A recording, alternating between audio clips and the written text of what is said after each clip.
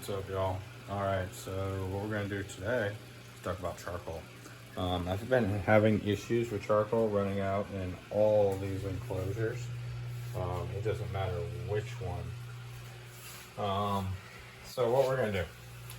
Somebody recommended charcoal that you grill with, so I said, "What the heck? Why not?" Here's a cube. You see how smooth it is? These are made this way. You see, it just comes from this, 100% all natural. So we just don't get anything with quick light, anything like that added. All natural, organic. Where it gets chipped off, it's a little rougher. So I want to use this cube specifically for this.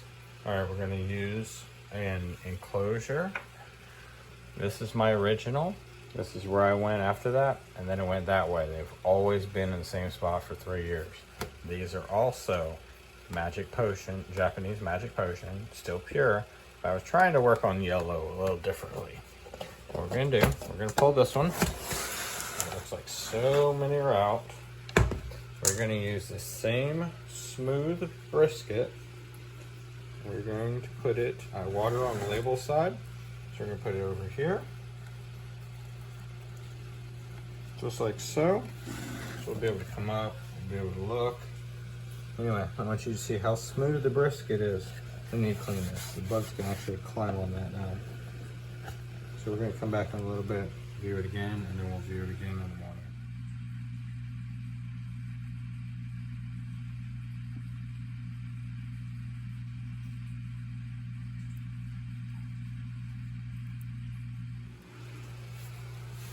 Actually, I can pull out one for back here, which is my test screw. I put them in the back. They kind of just get left at times. And look, here we go. Here's good example. You can see them doing it right now, scattering now.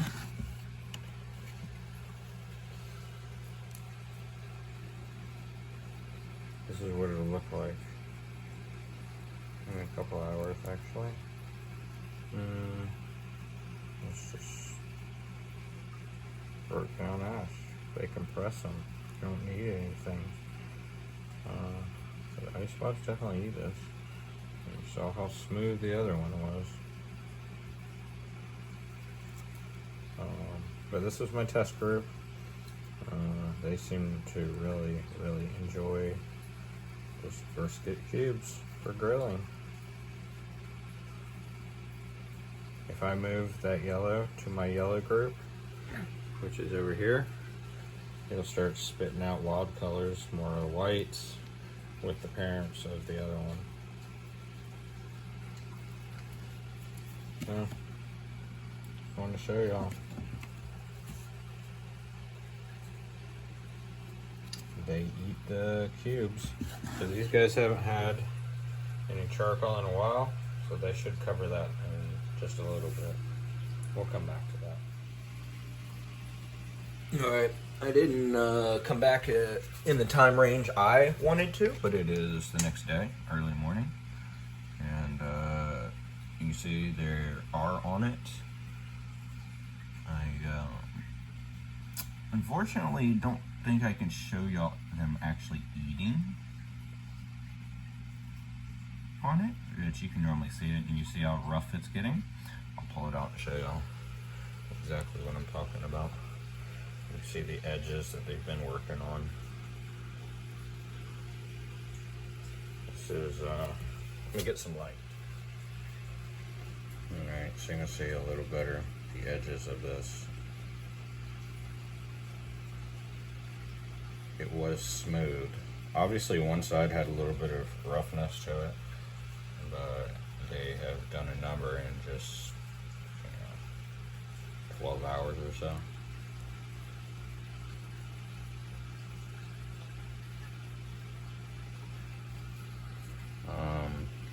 And I think what I'm gonna do is go ahead and put a cube in all my containers so y'all can see that. The containers need more hay. That's like basically no hay in there compared to how I layer it. So we need to get on that as well. So let's do that. Alright, I did make a decision to go ahead and feed on this video, I guess. So the front row here was my back row from the shelf. I pulled the front row off first, set it as my back row down here. So when I just go to put them back up, it's like the same thing. Then we do the bottom ones. The bottom ones are not my pure line. Those are those are the ones I've been working with, where I keep my pure line, all Armadillidium Vulgare Magic Potion, on the upper shelf. Let's see how many are in here. This is actually the second group. So I have them labeled as OG Armadillidium Vulgare. I do label everything. I got lazy down the road and just started labeling AV. Maculatum, Zebra. Now, I did say everything on the top was, well, I guess these are. My black spots, the non-pure. Okay, my brown spot are ones I pulled from the Japanese line that were showing more spots. And that's what I gave the charcoal to yesterday. You see a couple in there. Not all of them show, but there were some that were showing more than the rest. Alright, so let's move forward with this feeding. Here's how I do this. I've already separated everything out. This is calcium I crush with a hammer in a cup, plastic cup, so nothing breaks. And then I pour it in here. So those are all eggshells. There was limestone in this. I used most of it, and then I accidentally used the wrong container for the eggshell last time. So not a big deal. I went ahead and I crushed some of this up. The Q-bars, I don't exactly test the same as the AVs,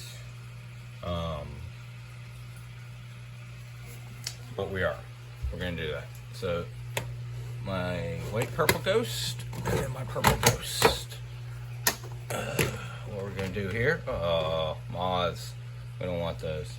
I'm gonna just drop a few of these. I crushed this with a hammer too. I'm just gonna put a few pieces in here. Put one on the water side, put one in the dry, and then whatever flakes go in there. So we'll keep an eye on that way. So you know what these guys look like. These were the ones that were showing more yellow to the body versus deep purple. It was one that is purple, but I mean they're all showing purple a little bit. You see that yellowish pattern, a little thinner exoskeleton or something to these. And I just pulled those from the original group. So we'll use them as a test group for that. We may not see it in this video, but we're definitely gonna find out if they do as well as the Armadillidium vulgares. Alright, so these guys, you saw numbers yesterday, they're not super high, but we did get a look at what was on the cube, where the cube is in regards to definitely being eaten.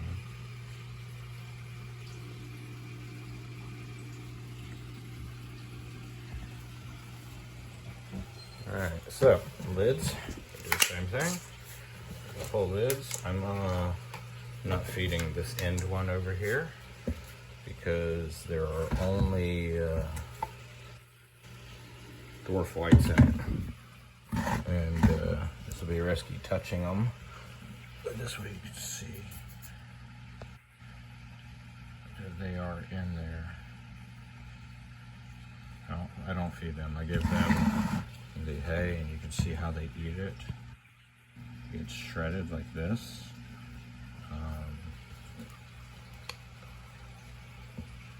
It kind of does that with the, trying to figure out which one I fed the least out of these, but I really am consistent. You can see how much is in here versus in these others. This is the other container that has dwarf white. Let me get the light. Alright, with the light, you can see that old strawberry that's now turning white. But those are all dwarf whites. This is the original colony of those before I tried. No, actually, this is the original colony. I moved my zebras, which how we know. So I had my yellows in here, I guess. So that is my original colony. I moved my yellows. But every time I moved cork, I also moved the dwarf whites. If you can see how they are eating it in here, you get more of this stringing like this. I find that the isopods, the ABs, will go to the ends of the stalks and eat them there most of the time. But they do eat them. It's just a little different, but more like the yard in my opinion. There's a lot of grass in the yard, and you never really see it after you mow it. You see it for a couple of days and then it's gone. I don't think it's just blowing away. I think these guys are doing a number on it. But when you're feeding lots of veggies, you can see there, that's all strawberry. And all them seeds. But when you're feeding other foods, they touch the hay way less. So, this is the brand I use currently. I probably will just stick with it. Results are okay. But the cubes are going too quick. I believe I talked about that a while ago. But this seems to last a little longer than what the cubes were. The cubes had to get wet too. They needed to get wet and swell before they really got consumed. This here is what I'm using for my fish food, my protein. Yeah, I just fill a container with them. And most of the time I just crush up a few at a time in my fingers and then feed that way. So what we're gonna do right now is I am giving them some hay. We're not putting much more hay because they, poor hay, more hay. Anyway, I'm not putting much in here. Just gonna do it like that. And that's what it is. Only because they still have some. So we're gonna put a lid on them and we're getting them out of the way completely. We just leave them back there. I like to put the label side away. Oh, let me add. These need water. Everything needs water too. So I need to get my water bottle that I use. We will take this and we just go on the label side. Boom. We'll pour some. My bad there. Drop the phone. So watered that. I don't want to do much more. I do try to lay our water on label side.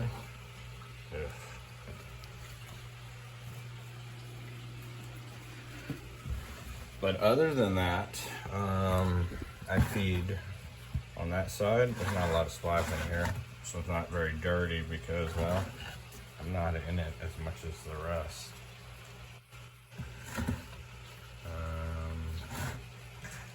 Yeah.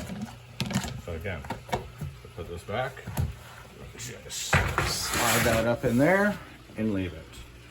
All right, so for these, what we're gonna do really quick, we're gonna look at how much water, moisture is in here. And in this one, it is super high right now. That doesn't mean I'm not gonna water. I'm just gonna put a little bit. And that just gives them some fresh in that corner. You see it smooths everything out. They kind of move the soil up and the rocks kind of sink down because of that. But we're gonna go down all these. Watering, water, water. Even though there is dampness to it, I want to keep everything consistent. In fact, we'll even do the back row right now. Put the lids in front of the containers. Label side away.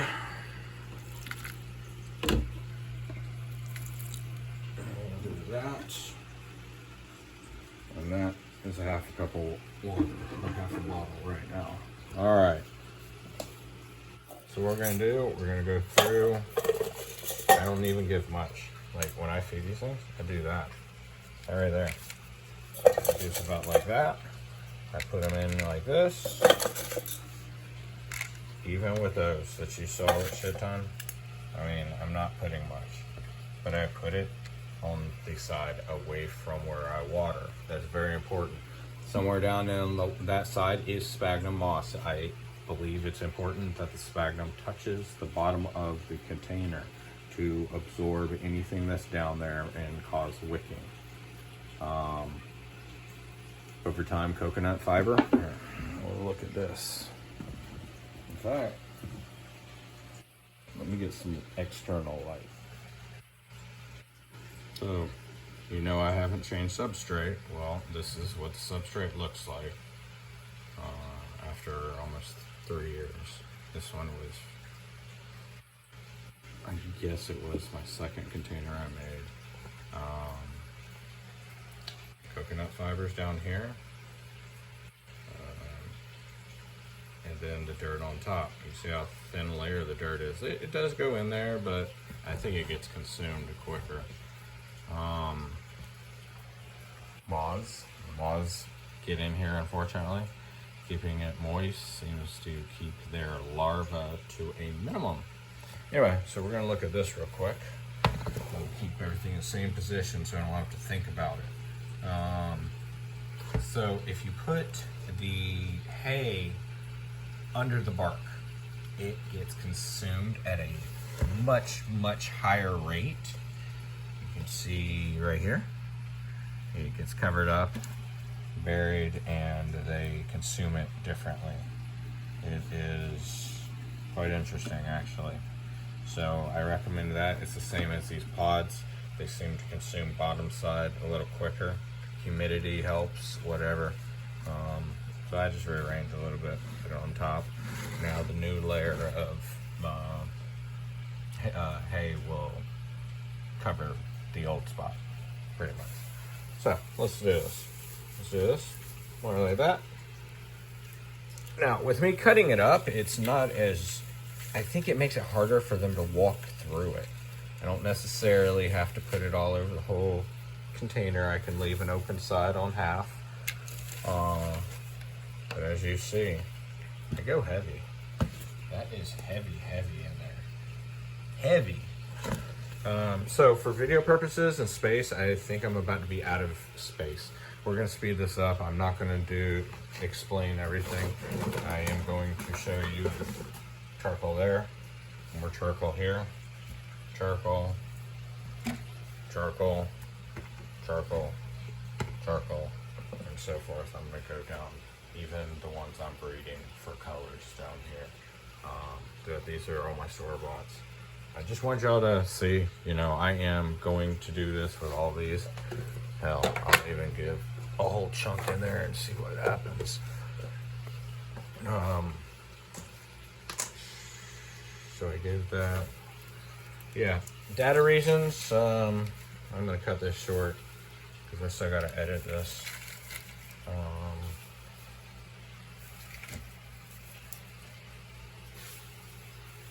Even this bucket isn't gonna be enough to feed everybody. I'm gonna have to cut up some more. But this is all I do, guys. All I've done for all of mine.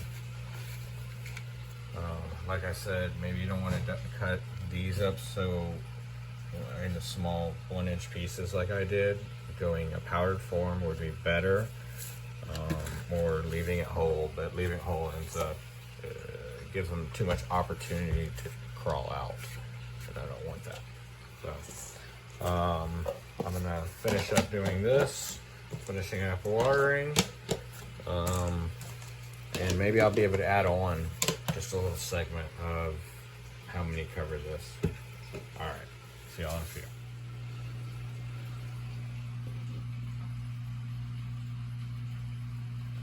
This first group that I started breeding, it's actually like 3 groups in one, like 1, 2, put into this. completely. So it was that whole container as well got thrown in here. You can see how much yellow is starting to show. They're just kind of doing their thing. I don't really cull much. I'm not having a whole bunch that are lacking color, but the numbers are pretty high. Oh, there's a couple right there. They seem to get more yellow as they get older, but I'd probably take that one out and this one out. Just lacking a little bit. Anyway, that's where it went.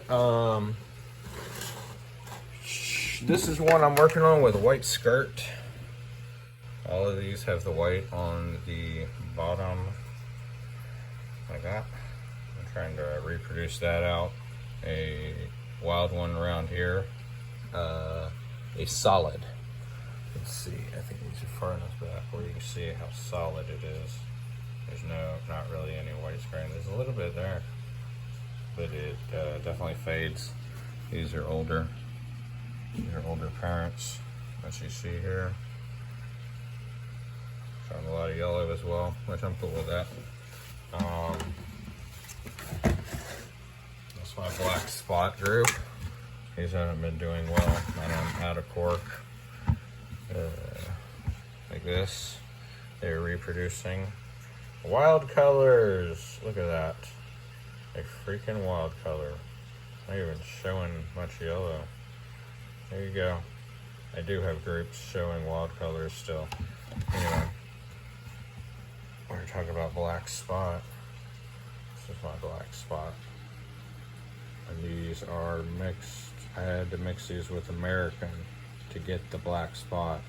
All my other ones are brown spot. Glad I showed you that in the same video. We just talked about it with the other ones. More showed it a little bit. These are my test group. Technically them too, but these are still showing wild colors. And the whites. I don't do anything with these. I just feed them. Same with these. These are part of that line. This is two, but this is wherever they came from in the mix. This is like one. This was the original one. Then we got container 2, 3. That was included, so like 4. This would make this 5, 6 in generations. But I also let them populate like you see here. All the yellow there. So if I pull a yellow from here and put it to this group of yellows, I will start seeing wild colors again. You don't want to do that. That's pulling a cousin. You want to pull pairs. If I'm going to pair, I would take both those yellows down there and pair those in another container. And same thing with this. I would pair those by themselves. I don't want to mix these unless I'm trying to strengthen my genetics and backtrack a little. And that's what I've been having with this. And now I'm culling numbers like crazy. I've literally killed almost like 100% of the babies. There's a white one right there. There's a white offspring right there. So we'll put that in here. Oh shit. I guess I killed some. I forgot about them. It was actually last night. But parents are down here. You can see what I've been working towards. These are all the babies that are coming out that I haven't gotten rid of yet. But the yellow, strictly yellow. And like I said, I was getting somewhere. I was doing extremely well. You can see how well I am in each generation. Moving down the line, you can see here where more white ones and wild colors are. Unfortunately, that's what happens when you start mixing the wrong thing with the wrong thing at the wrong time.